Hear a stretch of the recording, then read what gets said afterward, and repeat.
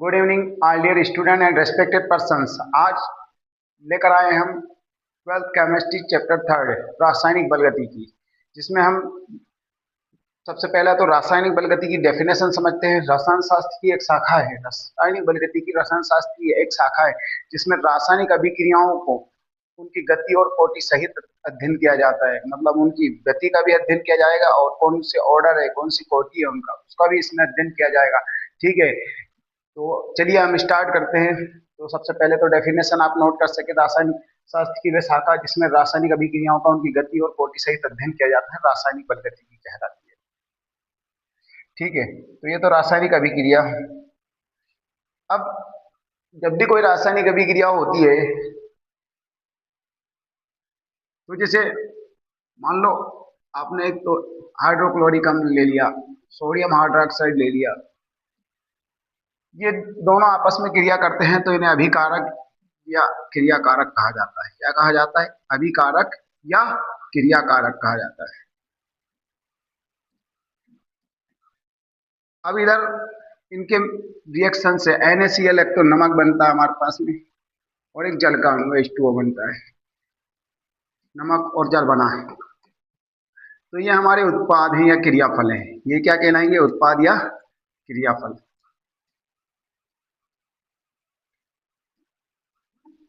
उत्पाद या क्रियाफल। अब HCl, जब HCl और सोडियम हाइड्रोक्साइड ने क्रिया की तो यहाँ पे HCl की मात्रा की जो सांद्रता है वो घट गई। सांद्रता से मतलब होता है उसकी उपस्थिति विलयन में कितनी है, यानी कितना गाढ़ा है, जो जितना गाढ़ा वो उतना अधिक सांद्र। ठीक है, तो यहाँ पर HCl की सांद्रता घट जाएगी और कास्टिक सोडा सोडियम हाइड्रोक्साइड की भी सांद्रता, क्योंकि अभिकारकों की सांद्रता घटती है। जब भी कोई रिएक्शन होगी तो अभिकारकों की सांद्रता में कमी या क्रियाफलों की सांद्रता में वृद्धि होती है। जो ये चीजें बनी इनकी सांद्रता में वृद्धि हुई है, तो क्रियाकारकों की सांद्रता में कमी या क्रियाफलों की सांद्रता में वृद्धि की दर को हम कहते हैं अभिक्रिया दर या वेग। ठीक है, अगली डेफिनेशन हमारी यही रहेगी, अभिक्रिया दर या वेग या वेग। तो इसको लिख सकते हो क्रियाकारकों की सांद्रता में कमी, क्रियाकारकों की सांद्रता में कमी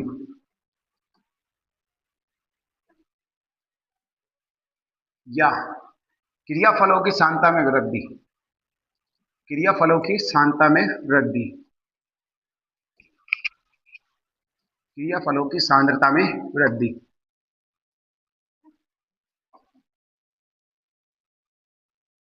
ओवरटे में जो भी समय अंतराल है,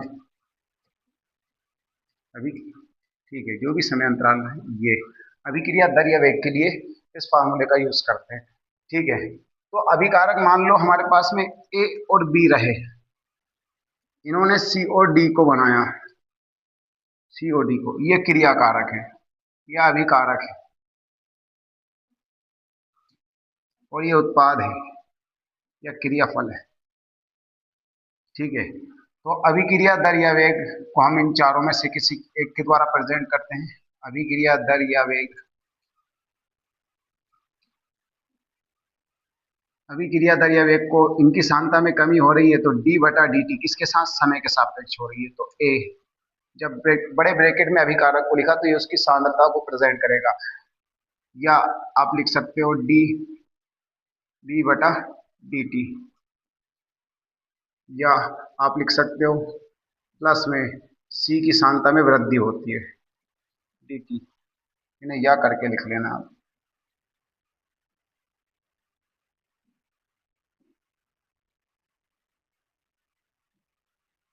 ठीक है, या प्लस dc/dt या प्लस d/dt।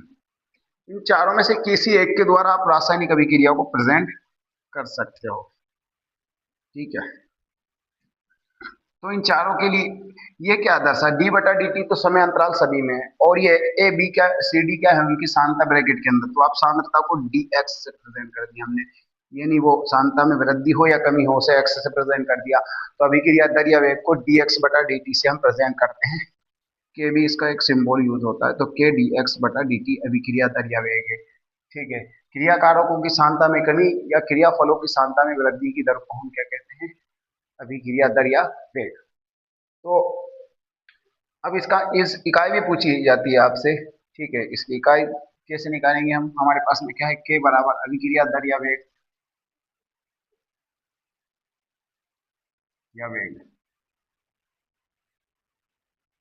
के बराबर डी एक्स बटा डी टी है।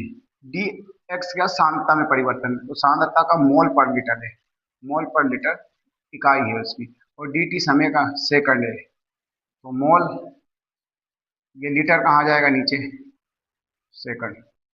तो मोल लीटर इनवर्स और सेकंड इनवर्स। ठीक है, ये अभिक्रिया दर या वेग की इकाई हो गई। अभिक्रिया दर या वेग की इकाई mole litre inverse second inverse. ठीक है, तो ये तो अभिक्रिया दर या वेग हो गई। अब अभिक्रिया दर या वेग किन कारकों पर डिपेंड करता है? ये भी एक, कोई अभिक्रिया किस पर डिपेंड करेगी, उन चीजों को समझते हैं। अब अभिक्रिया दर या वेग में सांद्रता है, क्या है? सांद्रता। तो जिनसे भी सांद्रता इफेक्टिव होगी, जिन कारकों का सांद्रता पर प्रभाव पड़ेगा, उनका अभिक्रिया वेग पर भी प्रभाव पड़ेगा। जैसे हम लेते हैं, लिख सकते हैं अभिक्रिया वेग को प्रभावित करने वाले कारक, प्रभावित करने वाले कारक।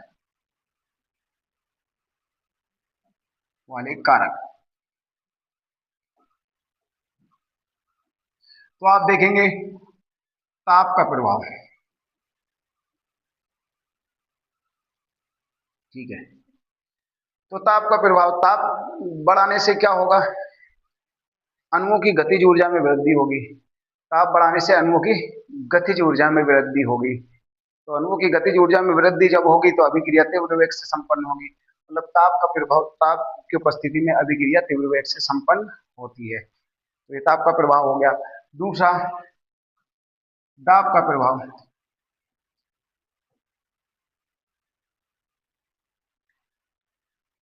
दाब का प्रभाव केवल उन्हीं अभिक्रियाओं पर पड़ता है जिनमें गैसीय अवस्था होती है। मतलब उनमें अभिकारक गैस अवस्था में अगर हैं तो अभिक्रिया प्रभावित होगी।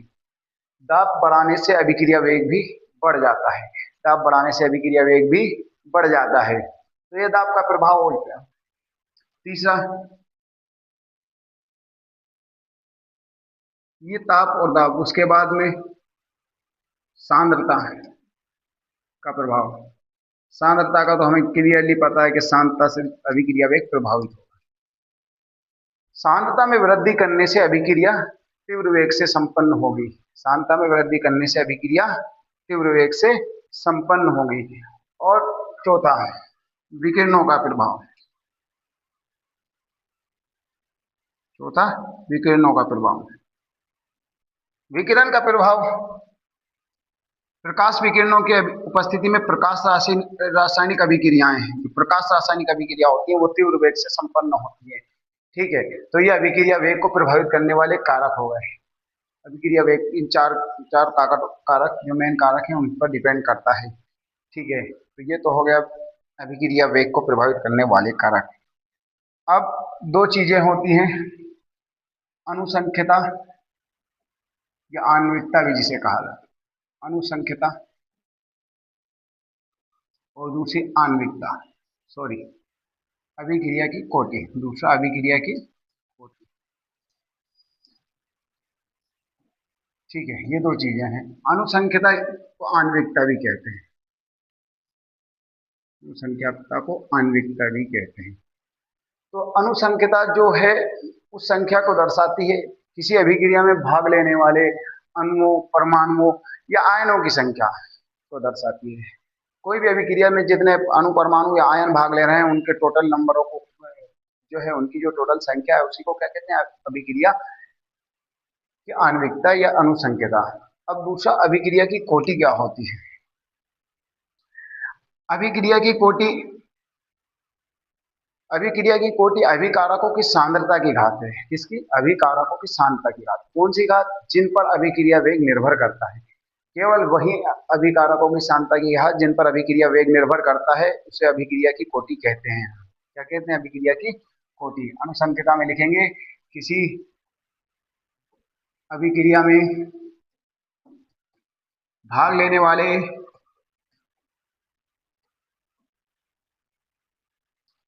अणु, परमाणु या आयनों की संख्या, अणु, परमाणु या आयनों की संख्या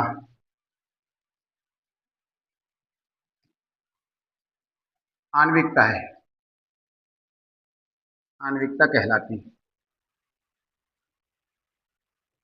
किसी अभिक्रिया में भाग लेने वाले अणुओं, परमाणुओं या आयनों की संख्या क्या कहलाती है?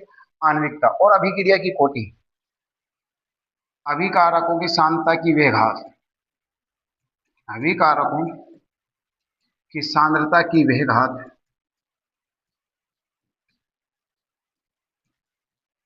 जिस पर अभिक्रिया वेग निर्भर करता है, जिस पर अभिक्रिया वेग निर्भर करता है,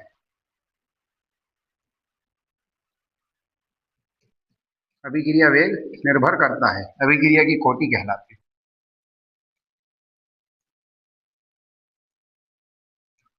अभिक्रिया की कोटि कहलाती है।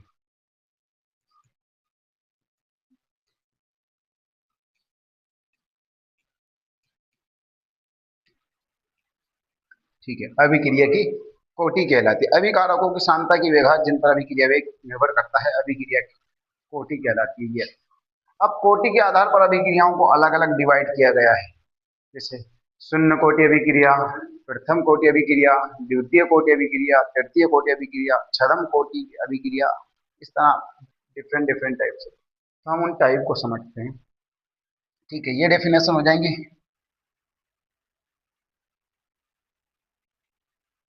जैकब, अभिक्रिया के प्रकार,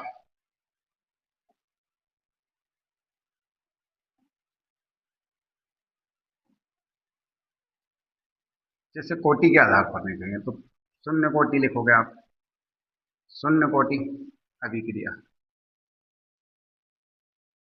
दूसरा प्रथम कोटि अभिक्रिया, कोटि अभिक्रिया। तीसरा द्वितीय कोटि अभिक्रिया, द्वितीय कोटि अभिक्रिया।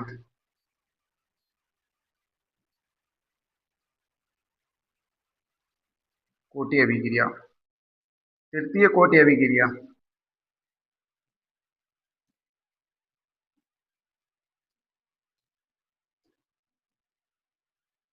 ठीक है, ये एक छद्म कोटि अभिक्रिया भी होती है।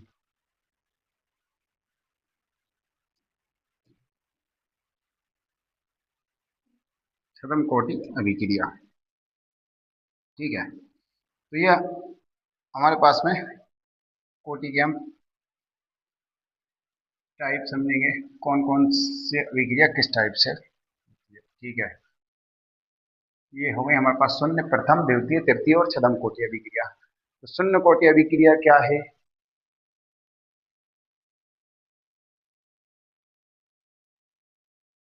ठीक है, शून्य कोटि अभिक्रिया क्या है? वे अभिक्रिया, तो इसको हम पहले शून्य कोटि अभिक्रिया को समझते हैं।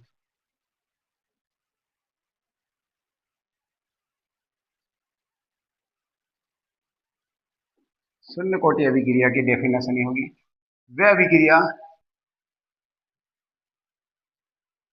जिसमें अभिक्रिया वेग, अभिक्रिया वेग अभिकारक की सांद्रता की घात, अभिकारक की सांद्रता की घात शून्य के अनुक्रमानुपाती होता है। अभिकारक की सांद्रता की घात शून्य के अनुक्रमानुपाती होता है,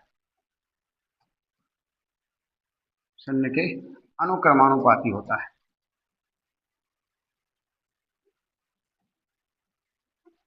अर्थात अभिक्रिया वेग, अभिक्रिया वेग अनुक्रमानुपाती, अभिकारक की घात 0, अभिकारक की घात 0। ठीक है, 1/0 dt समानुपाती अभिकारक ए ले लिया, ए की घात 0, क्योंकि ए ने उत्पाद बनाया तो ए की सांद्रता लिखी है हमने, dx बटा dt बराबर करने के लिए आप k0 लेंगे दर स्थिरांक, क्योंकि ये शून्य कोटि अभिक्रिया है। k0 दर स्थिरांक कहलाएगा, क्या कहलाएगा? दर स्थिरांक, दर स्थिरांक। अब जो a की पावर 0 दिख रहा है, आप a की पावर 0 का मतलब होता है 1, क्या होता है a की पावर 0 का मतलब 1, तो dx बटा dt बराबर क्या आया? k0। ये शून्य कोटि अभिक्रिया के लिए आप लिख सकते हैं k0 की अगर इकाई लिखें हम, k0 की इकाई मतलब शून्य कोटि अभिक्रिया के लिए क्या इकाई यूज होगी? k0 की इकाई, तो dx मतलब मोल पर लीटर, मोल पर लीटर, और dt मतलब सेकंड, तो जो अभिक्रिया वेग की इकाई वहीं आएगी, मोल लीटर नीचे आ जाएगा, लीटर इंटू सेकंड, तो मोल लीटर इनवर्स और सेकंड इनवर्स अभिक्रिया वेग की इकाई है।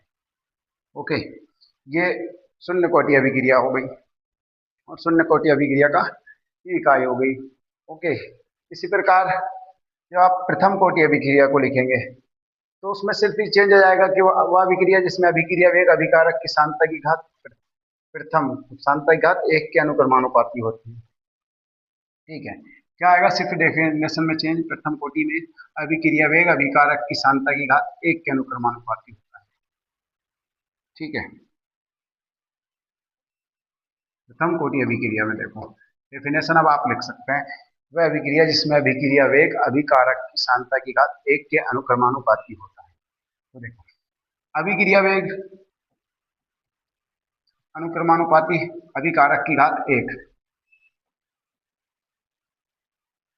की घात 1, बड़ा ब्रैकेट यूज किया मतलब सांद्रता है, dx बटा dt समानुपाती अभिकारक a, इसकी पावर कितनी? 1, तो dx बटा dt बराबर करने के लिए आप लोगे k1, जो कि प्रथम कोटि अभिक्रिया है, k1 बराबर दर स्थिरांक है प्रथम कोटि अभिक्रिया का। ओके, अगली स्टेप में अब इसकी इकाई अगर निकालें हम, तो इकाई के लिए क्या करोगे? तो dx के लिए मोल पर लीटर क्या लिखते हैं हम? मोल पर लीटर, dt के लिए सेकंड, k1 ऐसा ही मोल पर लीटर, तो मोल पर लीटर से मोल पर लीटर कैंसिल, k1 बराबर 1 बटा सेकंड, तो प्रथम कोटि अभिक्रिया के लिए इकाई आ गई सेकंड इनवर्स, क्या रहेगी प्रथम कोटि अभिक्रिया के लिए इकाई? सेकंड इनवर्स, ये इसकी इकाई हो जाएगी प्रथम कोटि अभिक्रिया की। ओके, ये प्रथम कोटि अभिक्रिया होगी। अब द्वितीय कोटि भी आती है, तो इसी प्रकार आप द्वितीय में लिख सकते हैं। द्वितीय कोटि अभिक्रिया वह अभिक्रिया जिसमें अभिक्रिया वेग अभिकारक की सांद्रता घात 2, सांद्रता की घात कितनी आएगी? 2, द्वितीय कोटि अभिक्रिया सांद्रता की घात 2 के अनुक्रमानुपाती,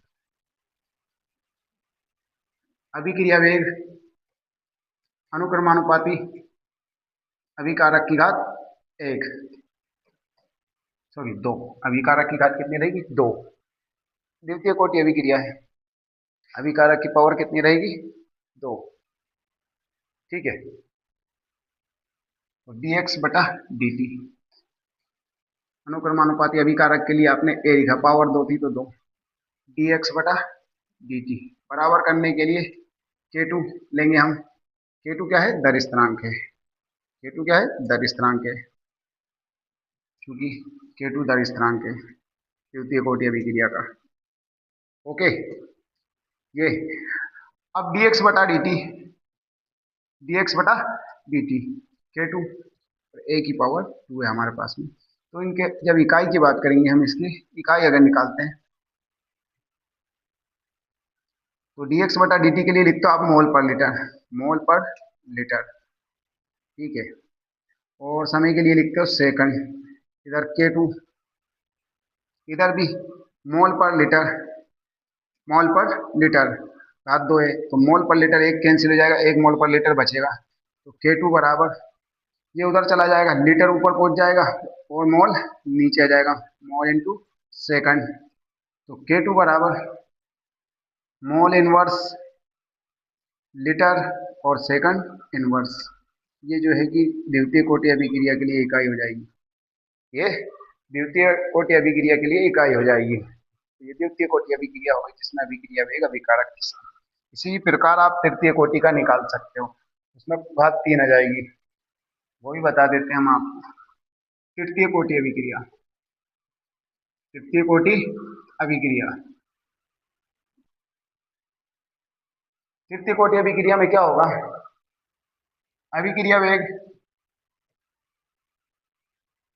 किसके अनुक्रमानुपाती होगा, अभिकारक की घात 3 के, अभिकारक की घात 3 के, किनके अनुक्रमानुपाती, तो dx बटा dt, dx बटा dt। अभिकारक के लिए ए लिखोगे, घात 3 है तो 3, अभिकारक की घात कितनी लिखी हमने, 3। ओके, तो dx बटा dt बराबर करने के लिए आप एक कांस्टेंट लेंगे k3, तृतीय कोटि अभिक्रिया है तो वो दर स्थिरांक है, k3 इक्वल टू दर स्थिरांक। ठीक है, इसकी इकाई निकालना है हमें, तो इकाई के लिए क्या करोगे, dx बटा dt के लिए मोल पर लीटर, टाइम के लिए सेकंड, k3 ए के लिए मोल पर लीटर, घात 3 है तो 3, तो मोल पर लीटर से मोल पर लीटर कैंसिल, k3 बराबर, ये इधर आ जाएगा, लीटर ऊपर पहुंच जाएगा, लीटर स्क्वायर, मोल नीचे, mole cube square, sorry mole square और सेकंड। ठीक है, तो मोल ऊपर चला जाएगा, मोल -2 लीटर 2 और सेकंड इनवर्स, सेकंड इनवर्स। ठीक है, ये इसकी इकाई हो जाएगी तृतीय कोटि अभिक्रिया की। ठीक है, यहाँ पर मोल पर लीटर, एक मोल पर लीटर कैंसिल कर दिया, लीटर ऊपर जाके 2 हो गया, और ये और मोल बटे में आ गया 2, 3 में से एक घात कम हो गई ना, 2 बची। ओके, ये तृतीय कोटि अभिक्रिया के लिए। ये तो हो गया कि इकाई और कोटि, अभिक्रिया कोटि। अब एक छद्म कोटि अभिक्रिया है, वो भी आपको बता दें, छद्म कोटि अभिक्रिया क्या है, कोटि अभिक्रिया है जिसे आभासी एकाणुक अभिक्रिया भी कहते हैं, आभासी एकाणुक अभिक्रिया।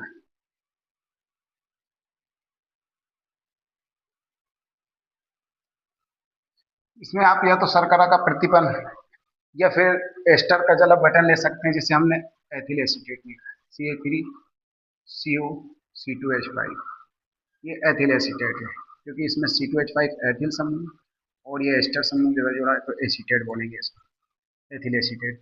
ठीक है, इस पर जब आप जल लेते हो, H2O क्या है, जल है, तो CH3 COO के साथ एक H आ जाएगा और एक OH C2H5 के साथ आ जाएगा, मतलब एक तो एल्कोहल बन गया। ये क्या है, एथिल एल्कोहल, ये क्या है, एथिल एल्कोहल, एथिल के साथ एल्कोहल जुड़ा, एथिल एल्कोहल। ये एसिटिक अम्ल है, एक अम्ल में बदल गया, एसिटिक अम्ल है।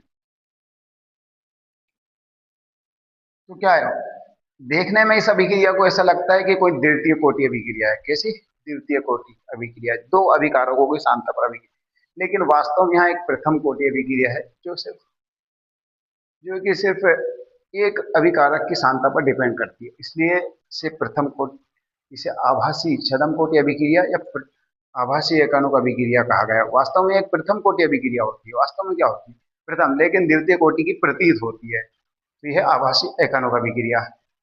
ठीक है, तो ये अभिक्रियाओं के टाइप कोटि के आधार पर हमने कर किए हैं। इसके अलावा एक तीव्रगामी अभिक्रिया होती है, तीव्रगामी अभिक्रिया। ठीक है, वह अभिक्रिया जो अति अल्प समय, अति अल्प समय, लगभग 10 की घात -12 सेकंड से भी कम समय में संपन्न हो, 12 या 13 सेकंड, 10 की घात आप लिख सकते हैं, 10 की घात -12 सेकंड से भी कम समय में संपन्न होती है, उन अभिक्रियाओं को हम कहते हैं तीव्रगामी अभिक्रिया, जो अति अल्प समय में संपन्न हो जाती है, 10 की घात माइनस, उन अभिक्रियाओं को तीव्रगामी अभिक्रिया कहते हैं। और एक होती है श्रृंखला अभिक्रिया या उच्च क्वांटम दक्षता अभिक्रिया, कहते हैं उच्च क्वांटम दक्षता अभिक्रिया, इन्हें श्रृंखला अभिक्रिया भी बोला जाता है। तो ये क्या है? श्रृंखला अभिक्रिया वे अभिक्रिया जो अनेक क्रमवार पदों में संपन्न होती है। एक श्रृंखला बनाती है पदों की, अनेक क्रमवार पदों में संपन्न होती है, उन अभिक्रियाओं को श्रृंखला अभिक्रिया कहते हैं। इनकी क्वांटम दक्षता उच्च होती है, इसलिए इन्हें उच्च क्वांटम दक्षता अभिक्रिया भी कहते हैं। ये तीन पदों में, जैसे श्रृंखला प्रारंभ पद होगा, फिर श्रृंखला संचरण पद, फिर श्रृंखला जो है कि अंतिम पद रहेगा, ये समापन पद जिसे बोलते हैं। ये तीन पदों में संपन्न इस प्रकार से होती है श्रृंखला अभिक्रियाएं। ठीक है, तो ये इनकी डेफिनेशन भी एग्जाम में अक्सर पूछी जाती है, उनको आप कर लें। अगला, शून्य कोटि अभिक्रिया के लिए समाकलित दर समीकरण। शून्य कोटि अभिक्रिया के लिए समाकलित दर समीकरण, अभिक्रिया के लिए समाकलित दर समीकरण।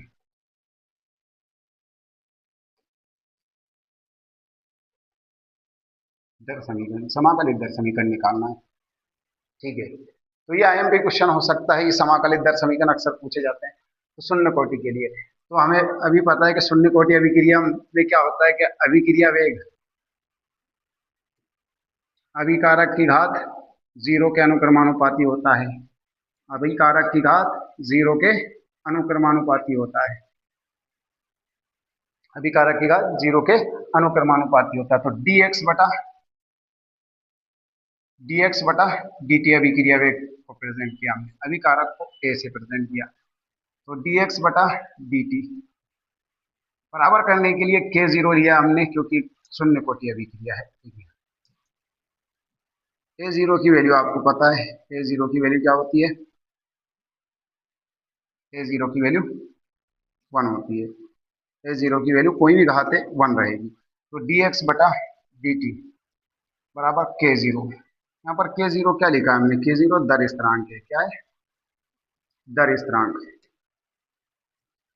k0 दर स्थिरांक है। तो ये dx बटा dt बराबर k0। अब हमने क्या किया? dt को उधर भेज दिया। ठीक है, लिख दिया dx बराबर k0 dt। अब दोनों पक्षों का समाकलन कर दिया। समाकलित दर समीकरण निकालना है, दोनों पक्षों का समाकलन करने पर। ठीक है, दोनों पक्षों का समाकलन करने पर आपने समाकलन किया तो क्या होगा? dx बराबर k0 dt, दोनों तरफ समाकलन का चिन्ह, dx को x लिख देंगे समाकलन करके। क्या लिख देंगे हम उसको? या फिर पहली स्टेप में आप dx ही रहने दिया, फिर k0 को बाहर, क्योंकि ये स्थिरांक है, इसका मान चेंज नहीं होगा, तो dx का x हो जाएगा समाकलन, k0 dt का t हो जाएगा, और प्लस c, जहां c समाकलन स्थिरांक होता है। c क्या होता है? समाकलन स्थिरांक। निश्चित समाकलन में एक स्थिरांक लिया जाता है, उसे कहते हैं समाकलन स्थिरांक।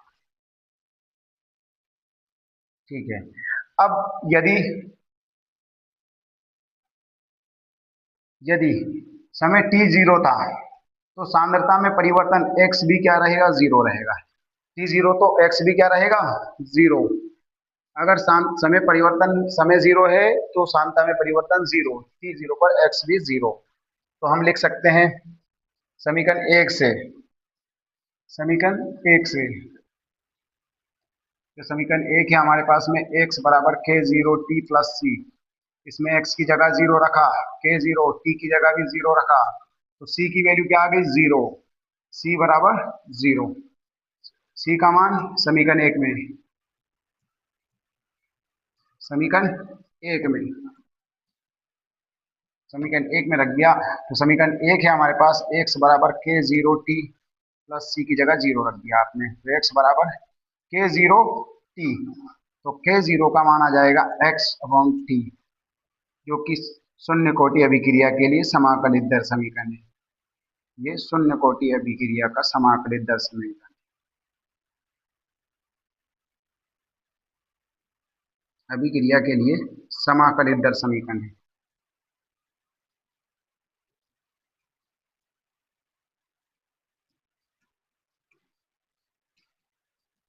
ठीक है। तो ये आज हमने अभिक्रिया वेग क्या होता है उसको समझा। अब कोटि के आधार पर क्या होती है अभिक्रिया, आणविकता क्या होती है, अभिक्रिया कोटि क्या होती है, और कोटि के आधार पर अभिक्रिया के प्रकार उनको जाना, और शून्य कोटि अभिक्रिया के लिए समाकलित दर्शन। इसी प्रकार प्रथम कोटि अभिक्रिया के लिए भी समाकलित दर्शन समीकरण है, अर्धायु काल है, और भी इस चैप्टर में बहुत से क्वेश्चन है जो हम आगे चल के सोल्व करेंगे। आप हम लगातार हमारे YouTube channel triangle coaching institute से जुड़े रहें, वहाँ आपको अपडेट वीडियो प्राप्त होती रहेंगी अगली क्लास की। ट्राइज ऐप डाउनलोड कर लें, वहाँ पर प्रॉपर आपको क्लासें मिलेंगी। फ्री कोर्सेस और पेड कोर्सेस दोनों स्टार्ट हैं, और इसके साथ ही हम एक इंग्लिश मीडियम कोर्स भी स्टार्ट करने वाले हैं 11-12 केमिस्ट्री के लिए। तो आप हमारे ट्राइज ऐप को डाउनलोड कर लें प्ले स्टोर से, और ज़्यादा से ज़्यादा शेयर कीजिए ताकि अधिक छात्रों को इसका लाभ मिल सके। जय हिंद, जय भारत।